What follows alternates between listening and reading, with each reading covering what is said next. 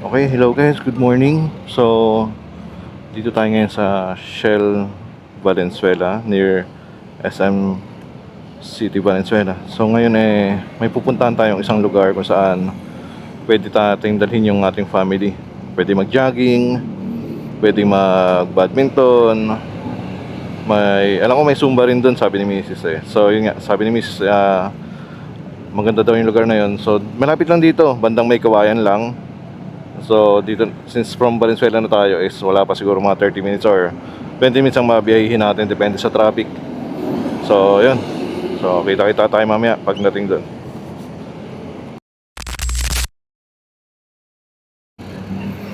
Okay, so yun, nagpagas lang tayo dito sa may Shell.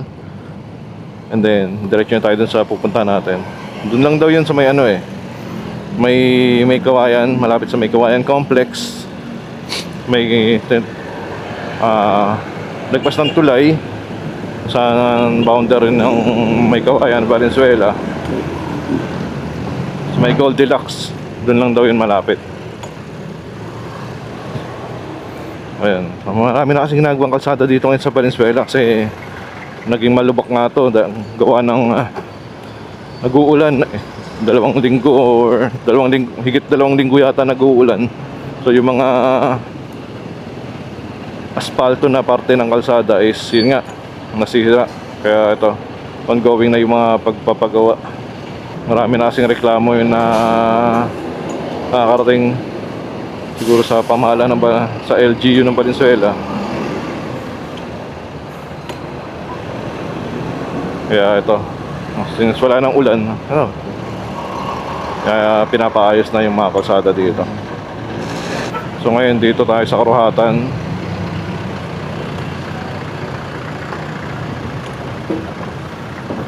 So ayan, metal plate na naman ang nakalatag sa kalsada, pansamantagal.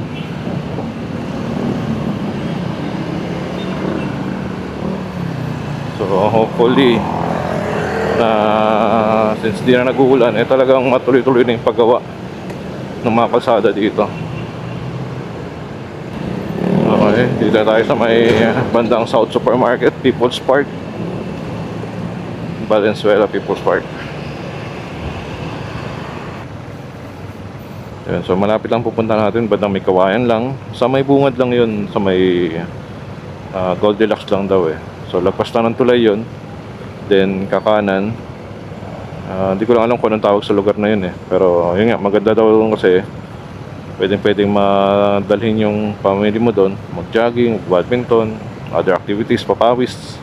So since Saturday today and tomorrow, kung maganda doon, pwede natin may pasyal yung family natin doon. So ayan, malinta na tayo. So diretso tayo hanggang may Kawayan.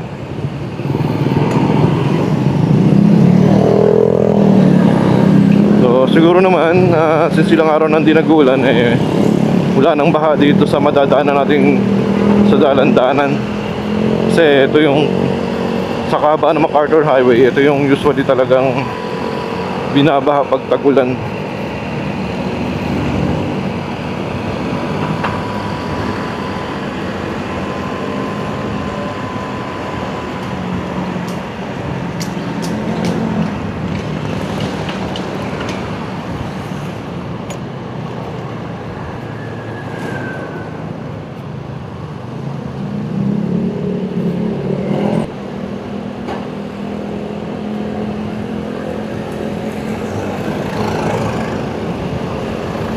Okay, so dalan-danan, and after to Malanday, then yun na, boundary na ng Valenzuela, may Kawayan. Ito, ganda ng kalsada dito.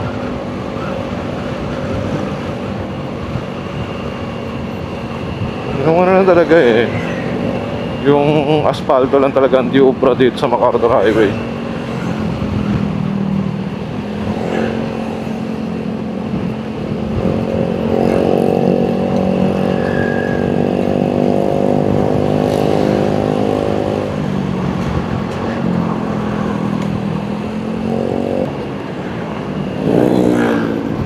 Okay, so Malanday, Valenzuela City.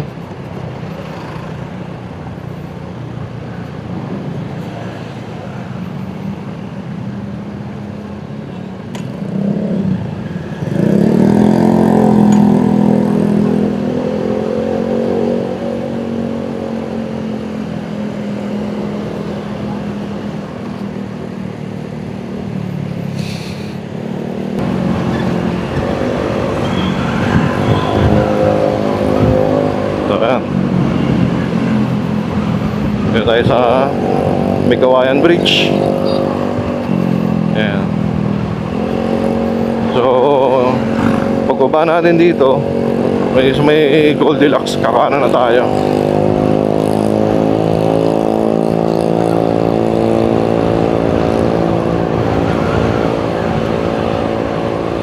Dito lang banda yun.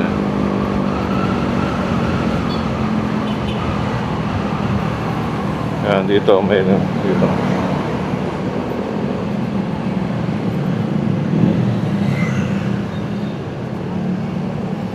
Goldilocks.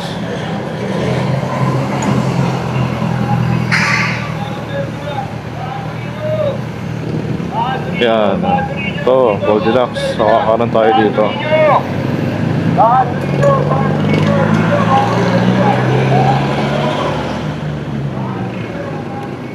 And malapit na daw dito yan.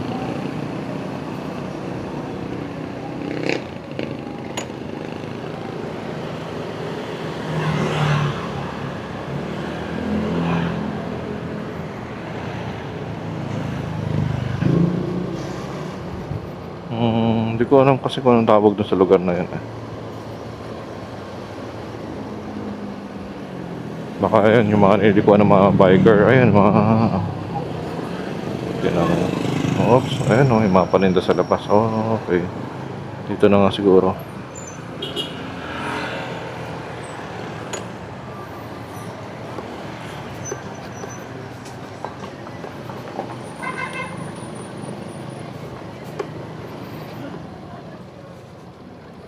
Ayun. Pas, morning. May entrance pa. Magkano? 10? Ah, okay. So may entrance na 10 pesos. Kaya anong tawag sa lugar na to? Anong tawag? Anong tawag dito sa lugar? MCC. MCC. Ah, okay. Okay. Okay. So may 10 pesos entrance dito sa MCC ang tawag. So ang ganda kasi ano pa rin siya. Right. Gitna lang sir. Okay, thank you. Doon yung parking sa gitna. Sige, sige. Thank you. Okay, okay.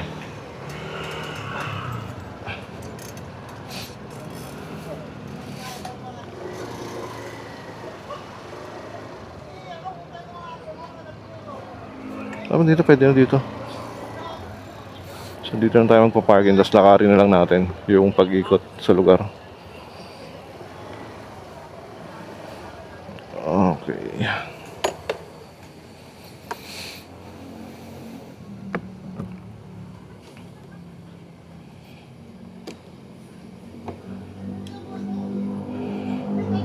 Okay, so andito na tayo, no?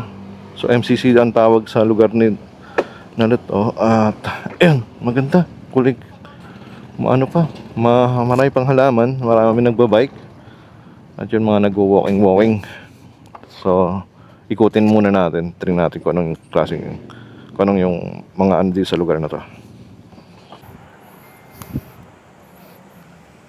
Okay guys, so dito na nga tayo, no, sa Mikawayan. So itong lugar na to is MCC kung tawagin nila. And since ang oras natin is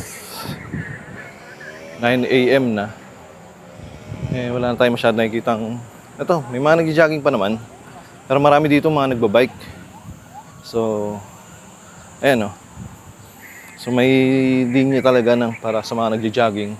At yung sa kabilang side is na mga nagbabike. Malawak siya, maganda. At the same time, mapuno, so di siya ganun kainit. So may mga lilim na pwedeng pagpahingahan at mahangin. So nakita tayo kanina pagdating natin mga bikers. So talagang, ayan, parang mga nagte-training yata sila.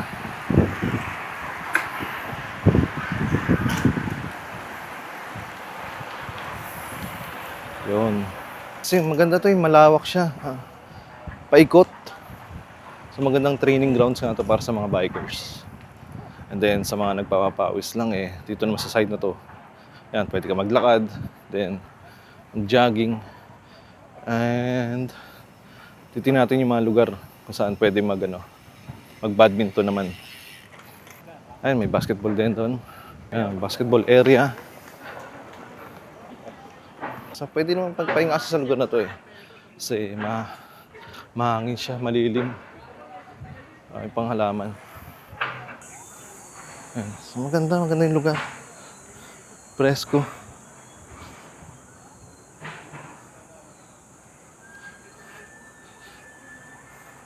Ayan, hindi mo siya pwedeng ipasok yung motor, syempre. Kasi nga eh,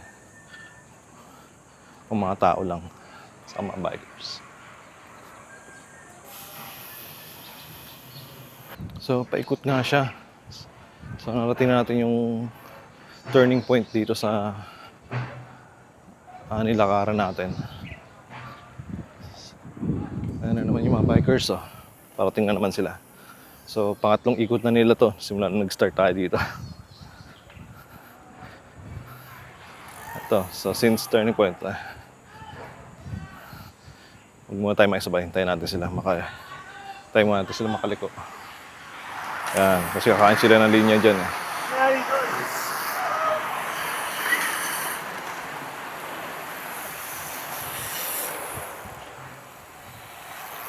Yun.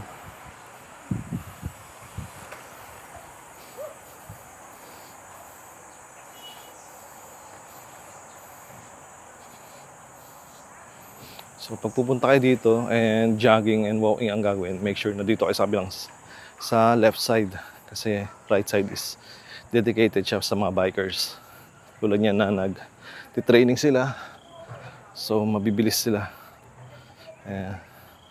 Para iwas disgrasya na rin.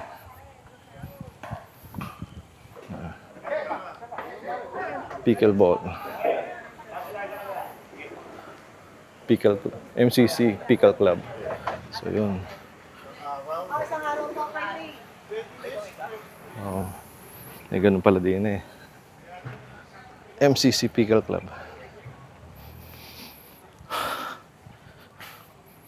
Okay, so mababa na nalakad natin, no? So, malawak talaga siya. Ayan, mapuno.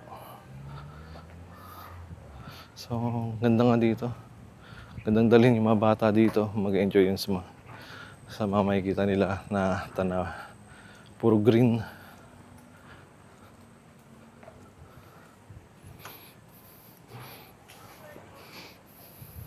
So, yun lang. Di natin alam pag Sunday if maraming tao dito. Ngayon kasi Saturday and 9 AM na. Siguro kung mas maaga, mas marami siguro naglalakad dito or nagja-jogging. So, yan na naman sila. Ooh.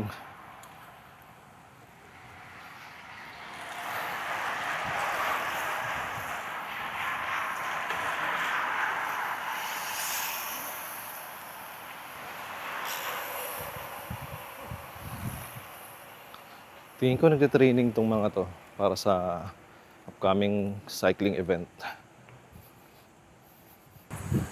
Okay. So, hindi siya oval kasi ditong side na to is right side naman siya. Hindi siya pakaliwa.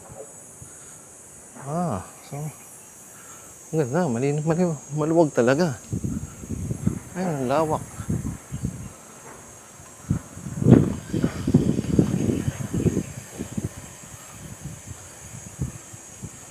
Malawak talaga siya. So, matang hangin. Diba? Random na random. Hindi ka mapapagod dito. Mag-jogging ka dito, mag-bike. Hindi ka mapapagod. Kasi presko.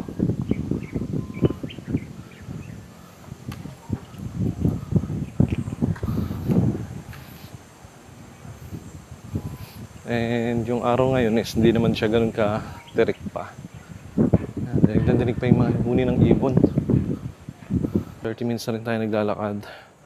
20 minutes siguro mo. So may mga 20 minutes na rin tayo naglalakad mula dun sa pinag-parking ng motor natin. And parang nasa kalagitnaan pa lang yata tayo. So Ako kasi nag-stop na ako mag-bike eh. Yung bike ko, ibinigay ko na sa pamangkin ko. Road bike.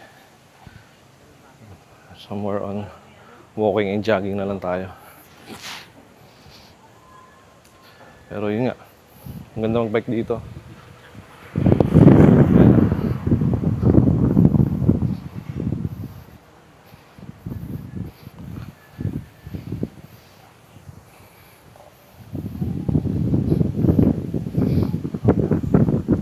Let's go, lakas ng hangin dito. So may isang part din dito, pickleball din yung nilalaro nila. Ayan. So usong-usong nga talaga yung pickleball ngayon. Ayan. Okay ah. So goods to. Nakapagpa-araw tayo after ng ilang linggong biyahe sa motor na umuulan. Ngayon naarawan na tayo. Ayan, samantalahin natin kasi lang kung may papasok na bagyo na naman. And ang inaano dun is yung habagat. Hatake na naman ng kaulapan ng habagat na papaulan talaga. Ayan. So kung naririnig nyo to, talagang yung dinig na dinig pa yung mga kuliglig. Mahuli ng ibon. Pag yung wala, pag tahimik pa. Pag wala yung mga tunog ng mga bikes.